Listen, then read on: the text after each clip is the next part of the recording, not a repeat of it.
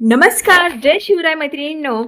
आज मी तुमच्यासाठी कढीपत्ता, लसूण, शेंगदाणा चटणी घेऊन आलेली आहे. ही शेंगदाणा लसूण चटणी एकदा खाल्ली तर रोजच बनवाल. फक्त 5 मिनिटात तयार होणारी झणझणीत चटणी, डब्यासाठी अगदी परफेक्ट अशी शेंगदाणा लसूण चटणी भाकरीसोबत खाल्ली तर चव दुप्पट होईल. कढीपत्ता लसूण चटणी तुम्ही कधी खाल्लीच नसेल अशी घरच्या घरी हॉटेलसारखी झणझणीत टेस्टी रेसिपी बघण्यासाठी व्हिडिओला लाईक करा, शेअर करा, सबस्क्राईब करा. व्हिडिओ शेवटपर्यंत नक्की बघा. इथे बघा मी मिरच्या घेतलेल्या आहे. मिरच्या 10-12 मिरच्या घेतलेल्या आहेत. त्या छान खमंग अशा भाजून घ्यायच्या आहे. मिरचीचे देठ काढायचे नाही. मिरचीचे देठ जर काढून आपण मिरच्या भाजल्या तर घरामध्ये आपला ठसका लागतो म्हणून. आणि इथे मी शेंगदाणे घेतलेले आहे. 1 ते 1.5 वाटी शेंगदाणे घेतलेले आहे आणि कढीपत्ता घेतलेला आहे. हे सर्व जिन्नस मी व्यवस्थित खमंग असे भाजून घेतलेले आहे.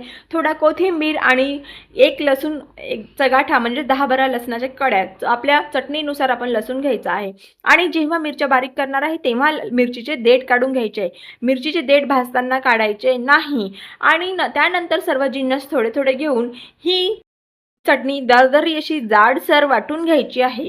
ही चटणी जास्त बारीक वाटायची नाही. बारीक वाटली तर याची टेस्ट चेंज होते. सो ही चटणी थोडी जाडसर ठेवायची आहे आपल्याला. अशा पद्धतीने थोडे थोडे जिन्नस घेऊन आपल्याला ही थोडं मी कढीपत्ता घेतलेला आहे, तो खमंग भाजून घेतलेला आहे. त्यात थोडी कोथिंबीर टाकलेली आहे. लसणाच्या भरपूर कड्या घेतलेल्या आहे आणि ही पौष्टिकसुद्धा आहे. खायला खमंग लागते आणि की चवदार स्वादिष्ट आहे. रोजच्या जेवणाची चव वाढवणारी ही रेसिपी आहे. रोजच्या जेवणात जर तुम्ही थोडी चटणी साईडला वाढली तर तुमच्या जेवणाची चव वाढवून जाईल आणि तुमच्या तोंडाला सुद्धा चव येईल. अशी ही भन्नाट रेसिपी आहे.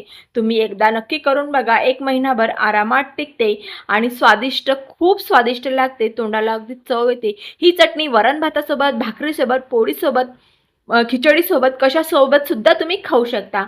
तर ही रेसिपीचं टेक्स्चर बघा, चटणीचं टेक्स्चर बघा किती छान आहे आणि किती दरदरी जाडसर अशी मी बारीक केलेली आहे. तर नक्की ही रेसिपी बनवून बघा.